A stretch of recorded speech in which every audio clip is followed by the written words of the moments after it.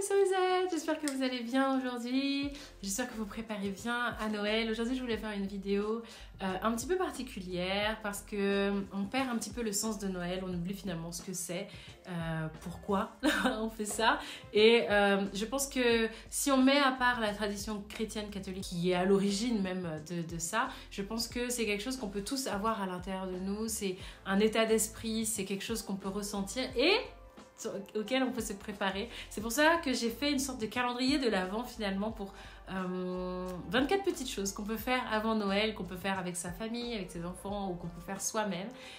C'est une simple proposition et je pense que c'est pour vraiment s'imprégner de ce truc de Noël en dehors des achats, en dehors de bien s'habiller, se maquiller pour le jour ou le réveillon en question. C'est quelque chose qu'on peut porter tout au long du mois et je vous propose, certes un petit peu en retard, donc les premiers jours sont peut-être un petit peu passés, mais 24 petites choses qu'on peut faire pour se préparer à Noël.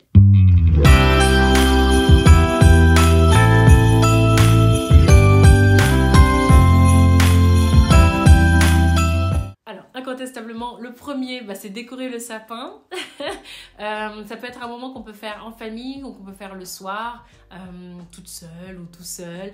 C'est quelque chose qui est juste finalement pour créer du beau. On peut acheter toutes les décorations, on peut les fabriquer soi-même aussi. On peut se dire qu'on a un thème ou alors qu'on n'en a pas du tout cette année et qu'on laisse faire notre créativité et notre envie. Ça peut être vraiment un super bon moment à partager ou à vivre seul. La deuxième chose, voir Noël à chaque fois qu'on regarde par la fenêtre. Vous pouvez habiller tout simplement vos fenêtres le deuxième jour avec des décorations vitrostatiques.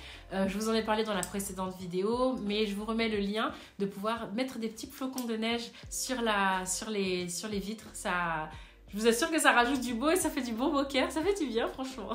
Alors, si vous habitez dans un pays ou dans une région où c'est possible, de faire une petite balade au parc ou une petite balade en forêt, de bien s'habiller chaudement, que ce soit pour prendre un peu de temps à soi au cœur de la nature ou avec les enfants, pour les laisser se dépenser pour qu'ils dorment mieux le soir. Et peut faire un petit jeu de ramasser des pommes de pin qui ensuite pourront vous servir par exemple à décorer la table de Noël ou à faire des décorations à la maison en les teignant par exemple à la bombe en doré, en argenté ou en blanc par exemple. Ça peut être une belle petite chose de se faire cette petite balade. En fait. 4, je me suis spoilée avec peindre les pommes de pin en question pour faire des petites décorations et rappeler Noël. Ça peut être également des feuilles d'automne, pourquoi pas, laissons aller notre imagination, ou ramasser des grandes branches aussi c'est possible pour ensuite l'habiller avec des boules par exemple de Noël. Tout ça est possible, il n'y a que la limite de l'imagination finalement. 5. Lire des contes de Noël. Je me rappelle que c'est ce qu'on faisait chez moi quand j'étais petite. Ça participait vraiment à la période de Noël. Ma mère nous lisait des contes sans images, hein, vraiment, où nous racontait des contes. Et elle loupait vraiment aucun jour pendant la période de Noël de rajouter encore plus de magie, de nous lire des contes africains, des contes du monde ou des contes spécifiquement sur Noël. Voilà, lire à vous, franchement ça fait du bien de lire des contes à soi ou aux enfants. Voilà.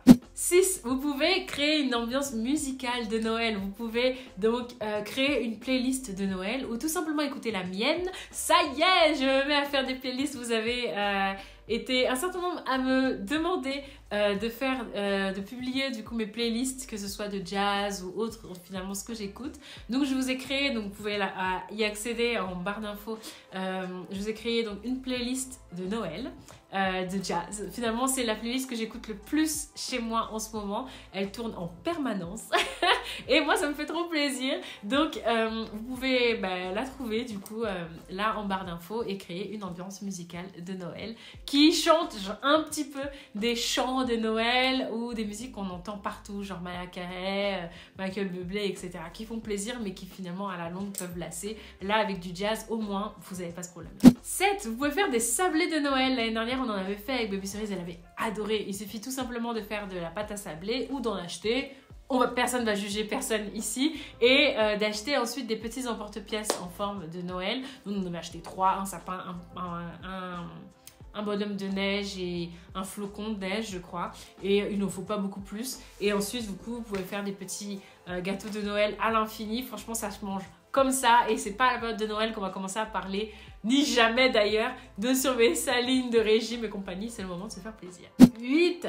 Rédiger la lettre au Père Noël. Alors, si vous avez des enfants, effectivement, j'espère que c'est déjà fait parce que là, voilà. En plus de ça, j'en profite pour vous dire que si vous habitez en France, il y a la possibilité de pouvoir envoyer la lettre au Père Noël au Père Noël. Il suffit tout simplement de mettre au Père Noël et une adresse au hasard, comme ça, l'imagination des enfants sur l'enveloppe. Veillez bien à mettre votre vraie adresse au dos de la lettre de votre enfant et de la poster sans timbre dans toutes les boîtes aux lettres de la poste, et la poste se chargera de répondre à votre enfant. On l'a fait avec Baby Cerise, elle était trop contente. Et aussi, je vous encourage à écrire une lettre au Père Noël. Oui, il ne faut pas perdre de vue que oui, même si on ne croit plus forcément au Père Noël, l'idée qui est derrière, c'est de produire un souhait pour soi, pour l'année à venir, un souhait de joie. Donc faites votre liste au Père Noël, je vous assure que ça peut être un moment particulier de se souhaiter des choses et de demander au Père Noël de nous apporter telle ou telle chose, que ce soit un emploi, une stabilité financière, une nouvelle maison, une nouvelle voiture, je sais pas, et ça laisse place, ouais, à l'imagination et à projeter aussi. Projeter beaucoup de choses sur l'année prochaine, c'est pas mal du tout en fonction de l'année qu'on a passée cette année. 9. Regarder un film de Noël avec un plateau repas. Voilà, il suffit de se faire plaisir, c'est pas obligé toujours d'être à table. C'est la période de Noël où on peut se faire plaisir. Bon, moi j'avoue que je le fais tout au long de l'année, mais de choisir un bon petit film de Noël. Il y a plein de séries sur Netflix qui ont été sorties sur le thème de Noël, et de se faire un bon plateau repas bien régressif avec des bonnes choses à manger. Ça fait du bien. Faites-le. 10. Fabriquer des cartes de vœux. Alors, moi, pour canaliser mon anxiété, les dernières semaines passées, j'ai fait beaucoup d'activités manuelles pour moi. Et donc, du coup, j'ai fabriqué des cartes de vœux avec, par exemple, des cutters de précision, des crayons de couleur, des collages, des paillettes. Donc, j'ai fait ça soit avec Baby Cerise, soit moi toute seule. Et ça fait beaucoup de bien. Et ensuite, de les envoyer ou de les offrir à ses collègues de boulot, etc. Ou tout simplement de décorer son bureau ou son intérieur avec, ça fait du bien. 11. Quelque chose que j'adore faire avec Baby Cerise et qu'elle adore, elle adore faire un pique-nique au salon avec des plaids. Ça veut dire qu'on mange à même le sol, on met plein de plaids par terre, plein de coussins, et on peut commander McDo avec Baby Cerise, elle prend un Happy Meal et moi je prends autre chose, et on mange au salon par terre. Elle adore faire ça, des pique-niques, et quand je dis on fait un pique-nique, yay on n'est pas obligé forcément d'attendre qu'il fasse beau, ça rajoute juste quelque chose de magique. 12.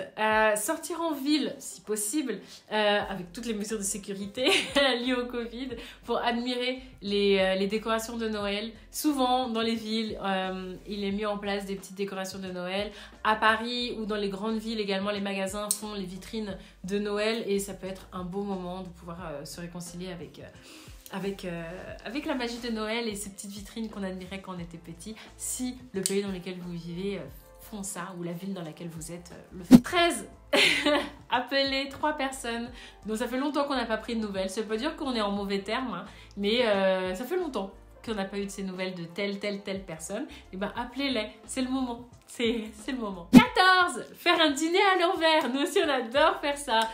Soit prendre le petit déjeuner le soir, par exemple faire des pancakes, genre dîner avec un petit déj. Personne ne nous regarde, personne ne nous juge, on peut faire ce qu'on veut dans sa vie. Et ben vous pouvez faire un dîner à l'envers. C'est-à-dire commencer par le dessert, on devrait toujours faire ça, et ensuite le plat, et ensuite l'entrée. Ça fait du bien, ça fait rigoler, ça apporte beaucoup de bonheur. Les enfants adorent ça, commencer par le dessert. Et je trouve ça juste cool. 15. Faire le menu de Noël. Allez à table. Le menu de Noël, qu'est-ce qu'on va bien pouvoir manger à Noël? Je vous souhaite d'avoir cette possibilité de pouvoir vous faire plaisir à Noël. C'est pas tout le monde qui peut. Et si vous le pouvez, de vous faire plaisir gustativement parlant à Noël. Et si c'est pas forcément le cas, ça peut être bien de faire par exemple une activité avec les enfants, de faire le dîner imaginaire à Noël, un peu comme Gargantua, vous voyez, en imaginant qu'on va manger, je sais pas, une montagne de paillettes et 1 milliard de kilos de chocolat. Voilà, ça peut être bien aussi, soit de le faire pour de vrai, le vrai menu de Noël, sinon de le faire pour de faux aussi, ça peut faire du bien.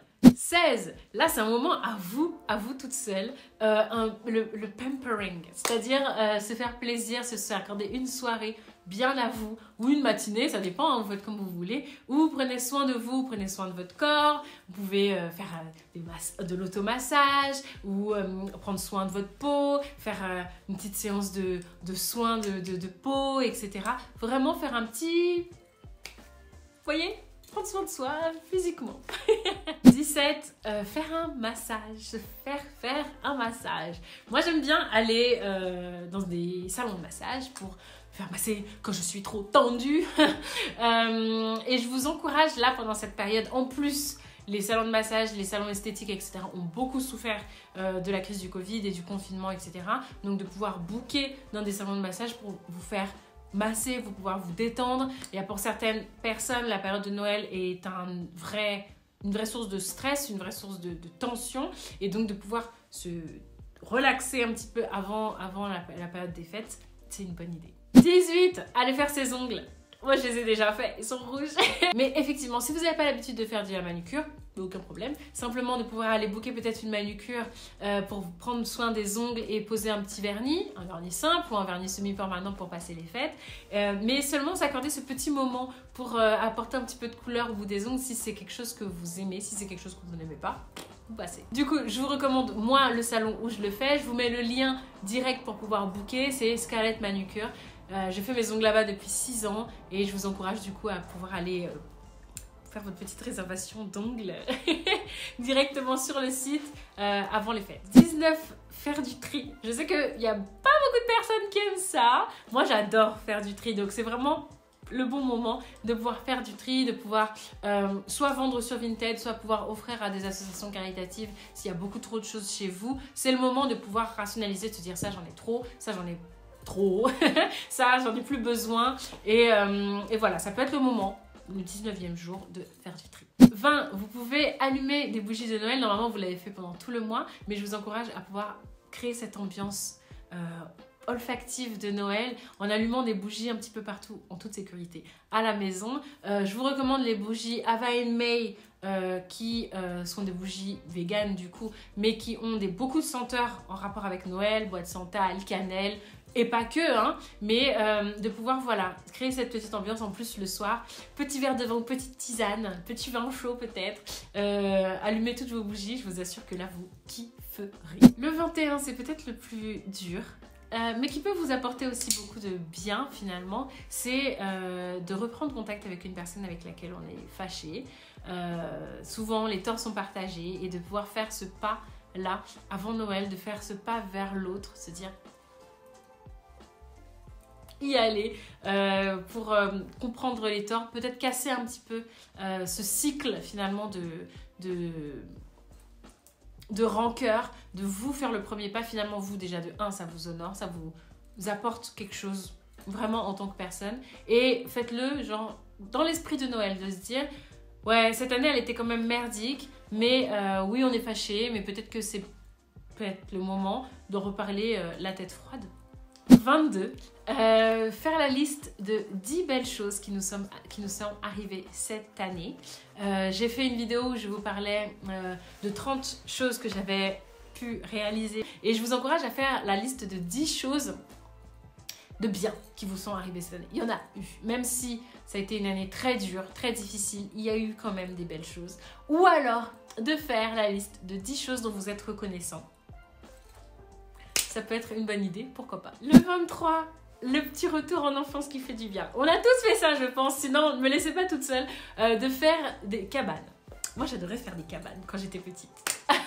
Je prenais les couvertures, je prenais les chaises, je les disposais d'une certaine manière. Là, je mettais la couverture dessus et je restais en dessous. Et depuis que Baby Cerise est en âge de pouvoir kiffer ça aussi, on fait beaucoup ça, des cabanes à la maison où j'ai une table circulaire, donc on met un gros plaid au-dessus et du coup on est en dessous. Et on rajoute plein de petits trucs à la son petit biberon, on a des coussins en bas et on peut lire des histoires et c'est juste génial de retourner en enfance un petit peu. Et même si vous n'avez pas d'enfant, faites-le, je vous assure que c'est un feel good garanti de faire une cabane. Je sais pas pourquoi, on aime bien mettre des petits trucs au-dessus de notre tête et d'être dans une cabane, c'est trop kiffant. Même de lire votre livre, de regarder votre série dans une cabane, je vous assure que c'est trop bien.